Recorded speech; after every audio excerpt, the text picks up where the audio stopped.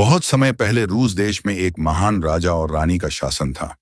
उनका राज्य दूर दूर तक फैला हुआ था और प्रजा उनके न्याय, दया और पराक्रम की मिसालें देती थी। राजा और रानी के 3 बेटे थे। तीनों राजकुमार वीर, सुंदर और योग्य। समय बीतते बीतते वे तीनों विवाह योग्य हो गए।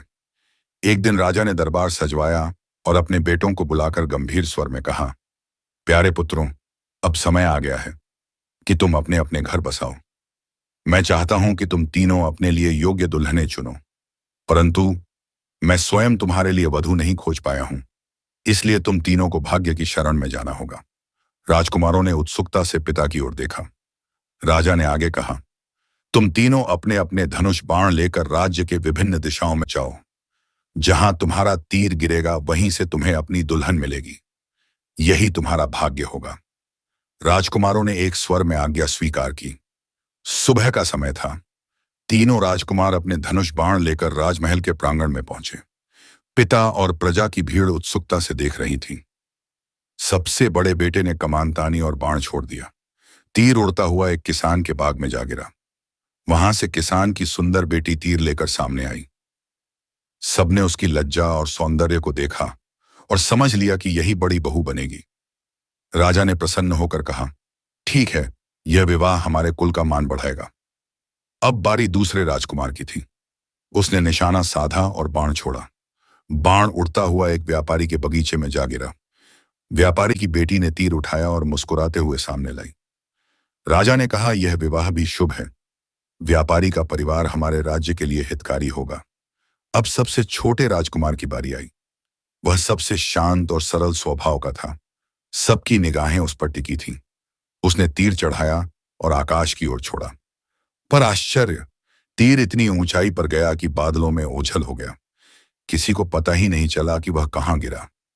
राजकुमार बेचैन हो गया। उसने तीर ढूंढना शुरू किया। जंगलों में भटका, घाटियों से गुजरा, पर तीर नहीं मिला। घंटों की थकान के बाद वह एक नदी किनारे पहुंचा। नदी का जल स्वच्छ और नीला था। उस पार से धीमी धीमी संगीत जैसी ध्वनि आ रही थी। राजकुमार ठहरकर ध्यान से सुनने लगा। अचानक उसने देखा कि नदी के बीच एक बड़े कमल पर बैठी एक जलपरी वीणा बजा रही थी। उसके बाल समुद्र की लहरों जैसे चमकते थे और उसकी आंखें मोतियों जैसी झिलमिला रही थीं। राजकुमार विस्मय से वहीं ठिठक गया। उसके हाथ में तीर चमक रहा था, वही तीर जिसे वह खोज रहा था। जलपरी मुस्कुराकर बोली, राजकुमार, क्या यह तीर तुम्हारा है? राजकुमार ने हाँ में सिर हिलाया और विनती की, कृपया इसे मुझे लौटा दो। मैं तुम्हारा आभारी रहूंगा। जलपरी की आंखों में रहस्य का समुद्र चमक रहा था। उसने कहा, मैं तुम्हें यह तीर दूंगी, लेकिन एक शर्त पर। राजकुमार ने उत्सुकता से पूछा, शर्त? जलपरी बोली, तुम मुझे अपनी दुल्हन के रूप में स्वीकार करोगे, तभी यह तीर तुम्हें मिलेगा। राजकुमार हक्का बक्का रह गया। वह सोचने लगा, कैसे संभव है? मैं मनुष्य हूं और यह तो नदी की जलपरी है। उसका मन घृणा और आश्चर्य से भर गया, परंतु पिता की आज्ञा उसे याद आई। वह जानता था कि आदेश की अवहेलना नहीं कर सकता। आखिर उसने गहरी सांस लेकर कहा, यदि यही मेरा भाग्य है तो मैं तुम्हें अपनी पत्नी के रूप में स्वीकार करता हूं। यह सुनकर जलपरी मुस्कुराई। उसने धीरे से तीर राजकुमार की ओर बढ़ा दिया। राजकुमार ने तीर लिया और भारी मन से जलपरी को अपने साथ ले आया। जब छोटा राजकुमार महल पहुंचा तो सब उसे देखकर चौंक गए। बड़े भाई अपनी सुंदर वधुओं को लेकर आए थे, किसान और व्यापारी की बेटियां, परंतु छोटे राजकुमार के साथ आई थी नदी की रहस्यमयी जलपरी। राजा ने गंभीर स्वर में कहा, पुत्र, यदि तुम्हारे भाग्य ने जलपरी को तुम्हारी दुल्हन चुना है तो हमें उसे स्वीकार करना चाहिए। और इस तरह उसी दिन तीनों भाइयों का विवाह धूमधाम से संपन्न हुआ। बड़े 2 राजकुमारों ने सुंदर कन्याओं से विवाह किया और छोटा राजकुमार उस रहस्यमयी जलपरी का वर बन गया। समय धीरे धीरे बीतता गया। राजमहल में तीनों राजकुमार अपनी अपनी पत्नियों के साथ रहने लगे। बड़े दोनों राजकुमार अपनी पत्नियों पर गर्व करते थे। वे सुंदर और गृह कार्य में निपुण थीं, परंतु छोटे राजकुमार के मन में हमेशा एक अजीब सी झिझक रहती, क्योंकि उसकी पत्नी कोई साधारण स्त्री नहीं बल्कि एक जलपरी थी। हालांकि जलपरी हमेशा विनम्र और स्नेहमयी रहती, फिर भी राजकुमार को लगता कि लोग उनका मजाक उड़ाते हैं। एक दिन राजा ने अपने तीनों बेटों को दरबार में बुलाया उन्होंने गंभीर स्वर में कहा, प्यारे पुत्रों, मैं यह देखना चाहता हूं कि मेरी तीनों बहुएं कितनी योग्य हैं। हर पत्नी को मेरे लिए एक कमीज तैयार करनी होगी। जो सबसे सुंदर और शाही होगी वही मेरे दिल को जीत लेगी। तीनों राजकुमार पिता का आदेश सुनकर अपने अपने घर लौटे। बड़े दोनों राजकुमार निश्चिंत थे। वे हंसते हुए बोले, हमारी पत्नियां तो सिलाई कढ़ाई में निपुण हैं। यह काम उनके लिए आसान है। वे मजाक उड़ाते हुए छोटे भाई से बोले, और तेरी पत्नी, वह नदी से आई जलपरी है। सुई धागा तो उसने देखा भी नहीं होगा। छोटा राजकुमार चुपचाप सुनता रहा। उसका मन उदासी से भर गया। जब वह अपने महल पहुंचा तो उसकी पत्नी जलपरी ने उसे उदास देखा। वह हल्के से मुस्कुराते हुए बोली, स्वामी, आज आप इतने चिंतित क्यों हैं? राजकुमार ने गहरी सांस लेकर कहा, मेरे पिता ने आदेश दिया है कि हर पत्नी उनके लिए एक कमीज तैयार करे। मेरे भाइयों की पत्नियां तो कुशल हैं, पर तुम्हें तो यह कला आती ही नहीं। अब मैं अपमानित हो जाऊंगा। यह सुनकर जलपरी धीरे से हंस पड़ी।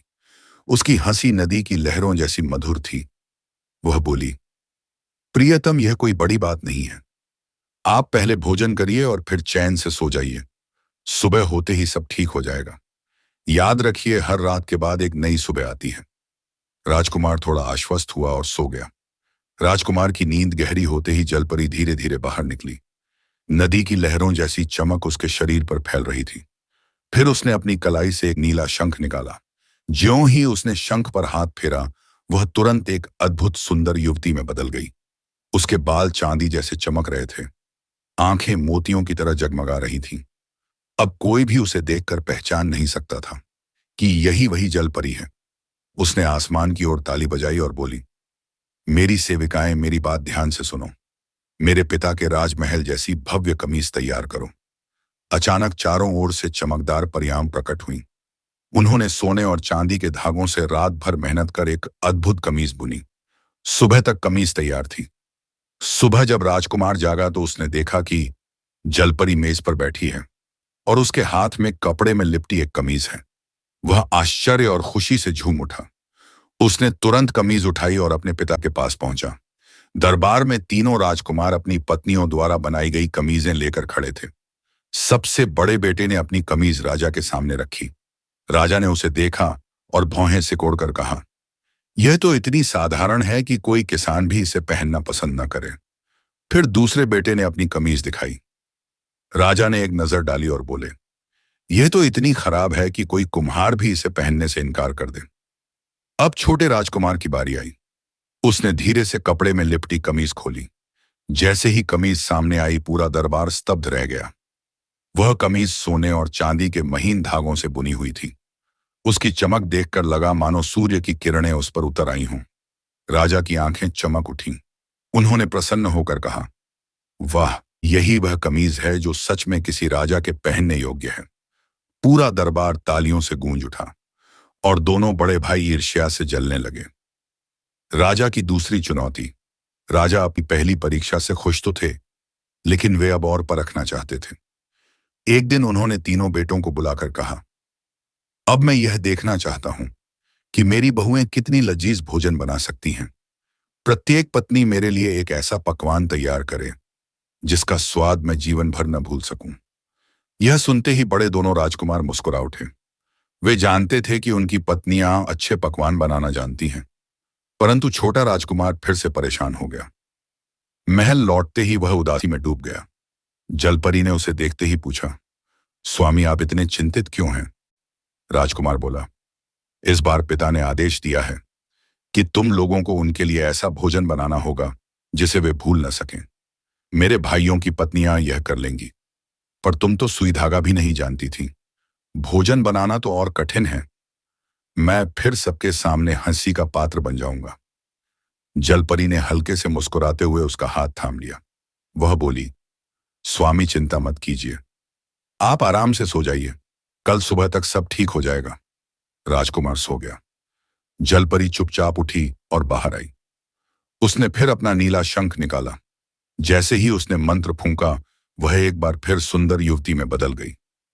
उसने आकाश की ओर पुकारा, मेरी सेविकाओं, आओ, आज हमें ऐसा भोजन बनाना है जिसका स्वाद देवताओं तक को मंत्रमुग्ध कर दे। क्षण भर में कई परियां प्रकट हुईं। वे सोने की थालियां, चांदी के बर्तन और अद्भुत मसाले लेकर आईं। उन्होंने दूध और केसर से हलवा बनाया, शहद और मेवे से मिठाइयां तैयार की, गुलाब की पंखुड़ियों से शरबत निकाला और कई दुर्लभ व्यंजन पकाए जिनकी खुशबू पूरे महल में फैल गई। सुबह तक सब कुछ तैयार था। जब राजकुमार जागा तो उसने देखा कि मेज पर सोने की थालियां सजी हैं। हर थाली से ऐसी सुगंध आ रही थी कि उसका मन मोहित हो गया। वह आश्चर्यचकित होकर बोला, प्रिय, यह सब तुमने बनाया? जल परी मुस्कुराते हुए बोली, हाँ स्वामी, यह सब आपके लिए है। अब इन्हें अपने पिता के पास ले जाइए। दरबार में तीनों राजकुमार अपने अपने पकवान लेकर पहुंचे। सबसे बड़े बेटे ने अपनी पत्नी द्वारा बनाया भोजन राजा को परोसा। राजा ने चखा और तुरंत थूक दिया, यह तो इतना बेस्वाद है कि किसी गरीब का बच्चा भी इसे न खाए। फिर दूसरे बेटे ने व्यंजन परोसा। राजा ने जैसे ही चखा, उसका चेहरा बिगड़ गया। यह तो इतना घटिया है कि कुत्ते भी इसे खाने से मना कर देंगे। अब छोटे राजकुमार की बारी आई। वह घबराते हुए सोने की थालियां खोलने लगा। जैसे ही व्यंजन परोसे गए, पूरा दरबार उनकी सुगंध से भर गया। हर किसी का मुंह पानी से भर गया। राजा ने पहला कौर खाया और उसकी आंखें चमक उठी। फिर दूसरा, फिर तीसरा। उन्होंने प्रसन्न होकर कहा, वाह, यह तो ऐसा भोजन है जैसा मैंने अपने जीवन में कभी नहीं चखा। सचमुच यह राजमहल के योग्य है। पूरा दरबार तालियों से गूंज उठा। राजा इस स्वादिष्ट भोजन से इतना प्रसन्न हुआ कि उसी शाम एक भव्य भोज का आयोजन करने का निर्णय लिया। साथ ही उसने अपने तीनों पुत्रों से कहा कि वे इस दावत में अपनी अपनी पत्नियों को भी साथ लाएं। अब मैं यह देखना चाहता हूं कि मेरी तीनों बहुओं में सबसे अच्छी नृत्यांगना कौन है। एक बार फिर छोटा राजकुमार बहुत निराश होकर महल से बाहर निकल गया। उसके मन में चिंता का सागर उमड़ रहा था। अब तो बात बिगड़ गई। उस बेचारी जल परी से नाच कैसे होगा। जब वह अपने घर पहुंचा तो उसकी जल परी पत्नी ने उसे उदास देखकर पूछा, क्या हुआ राजकुमार, तुम्हारा चेहरा इतना मुरझाया हुआ क्यों है? राजकुमार ने सारा हाल सुनाया और राजा का आदेश भी बता दिया। जलपरी मुस्कुराई और बोली, ओह, सिर्फ इतनी सी बात? तुम परेशान मत हो। तुम बस इतना करना कि दावत में अकेले चले जाना। मैं तुम्हारे बाद वहां पहुंच जाऊंगी। जब तुम्हें गरजने की आवाज सुनाई दे तब मेहमानों से कहना कि तुम्हारी पत्नी अपनी सवारी में आ रही है। राजकुमार ने वैसा ही किया। वह महल की दावत में अकेले पहुंचा, जबकि उसके दोनों भाई अपनी पत्नियों संग वहां पहले से मौजूद थे। उनकी पत्नियां सजे धजे गहनों और रेशमी कपड़ों में खूब चमक रही थीं। राजा, रानी और बाकी अतिथि सभी भोज के लिए एकत्र हुए ही थे कि अचानक बाहर तेज गड़गड़ाहट हुई और महल की दीवारें थरथरा उठीं। सब लोग भयभीत हो गए। तब छोटे राजकुमार ने सभी को संयमित किया और मुस्कुराते हुए कहा, चिंता मत करो, यह मेरी पत्नी है। वह अपने रथ में आ रही है। अब सारे लोग उत्सुकता से दरवाजे की ओर देखने लगे। सभी मेहमानों की निगाहें दरवाजे पर टिक गई थीं। तभी महल के मुख्य द्वार से एक बेहद आकर्षक राजकुमारी भीतर आई। उसने आसमानी रंग का शानदार गाउन पहन रखा था। उस पर जड़े चांदी जैसे चमकते सितारे उसकी सुंदरता में चार चांद लगा रहे थे।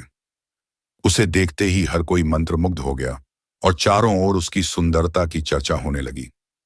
छोटा राजकुमार गर्व से मुस्कुराता हुआ अपनी पत्नी के साथ भोज में शामिल हो गया। उधर राजकुमार के बड़े भाइयों की पत्नियों को उसकी सौंदर्य देखकर जलन होने लगी। भोजन संपन्न होने के बाद राजा ने सभी को नृत्य करने का आदेश दिया। तभी राजकुमार की जलपरी पत्नी ने नृत्य आरंभ किया। वह धीरे धीरे घूमती हुई इस तरह थिरकने लगी कि हर किसी की निगाहें उसी पर टिक गईं। सब लोग पीछे हटकर उसके नृत्य को सम्मान और प्रशंसा के साथ देखने लगे। उसके बाद बड़े भाइयों की पत्नियों ने भी नाचने की कोशिश की, लेकिन जैसे ही उन्होंने अपने हाथ हिलाए, उनके गहने खुलकर उड़ते हुए सीधे राजा से जा टकराए।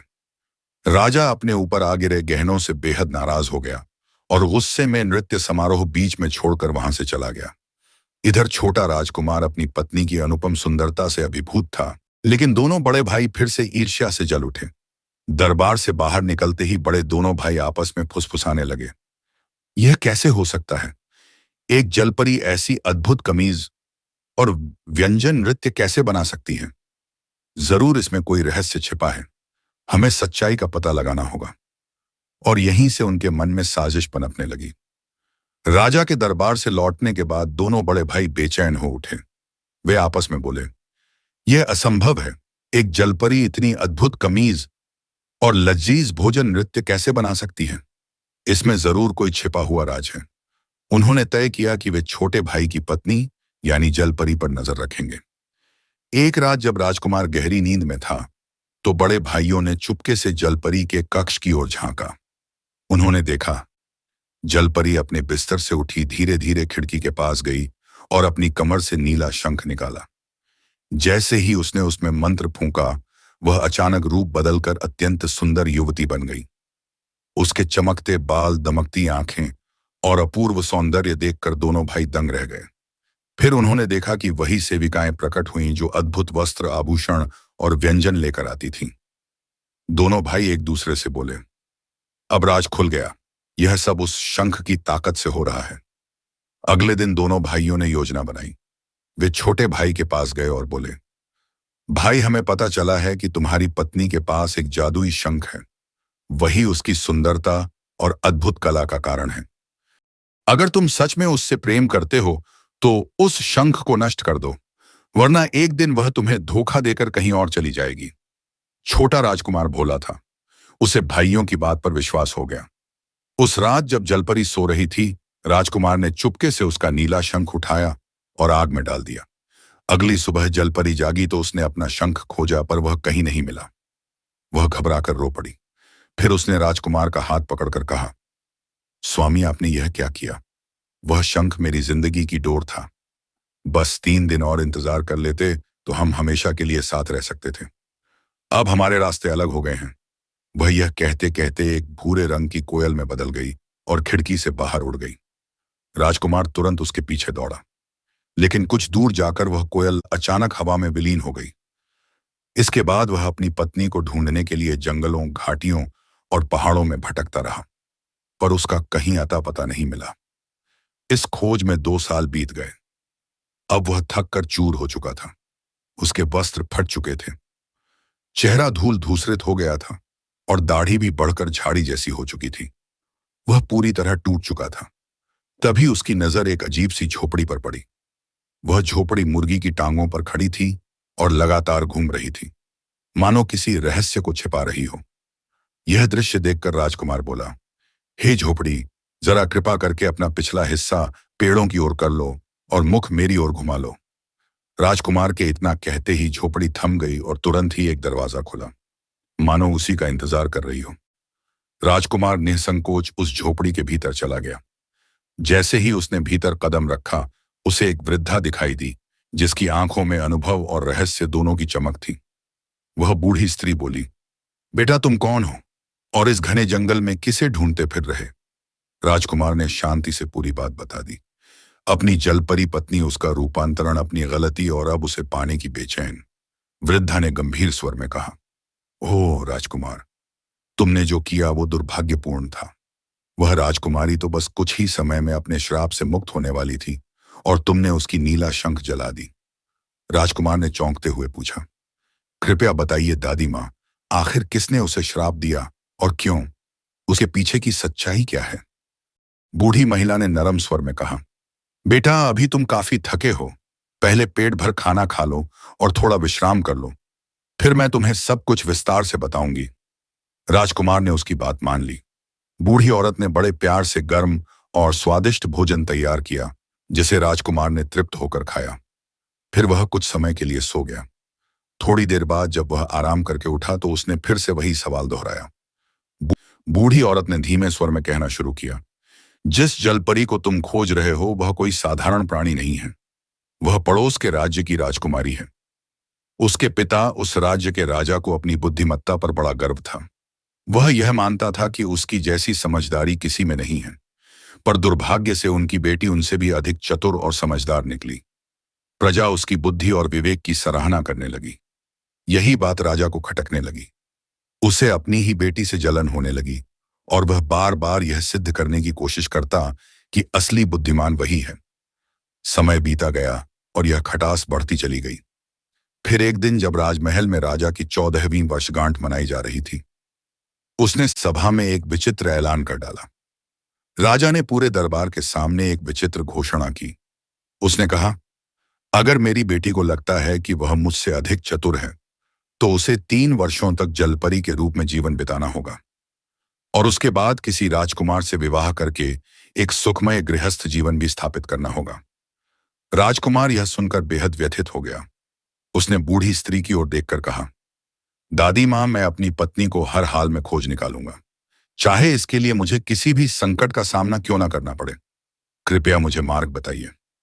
बूढ़ी महिला ने गंभीर स्वर में कहा, बेटा, तुम्हारी पत्नी इस समय पुराने हड्डियों के राज्य में एक दुष्ट जादूगरनी के कब्जे में है। वहां तक पहुंचना और उसे छुड़ाना अत्यंत कठिन है, क्योंकि वह जादूगरनी अपराजय मानी जाती है। आज तक कोई भी उसे पराजित नहीं कर पाया। उसकी ताकत उसकी आत्मा में नहीं बल्कि एक रहस्य में छिपी हुई है। उसकी आत्मा एक सुई की नोक में है।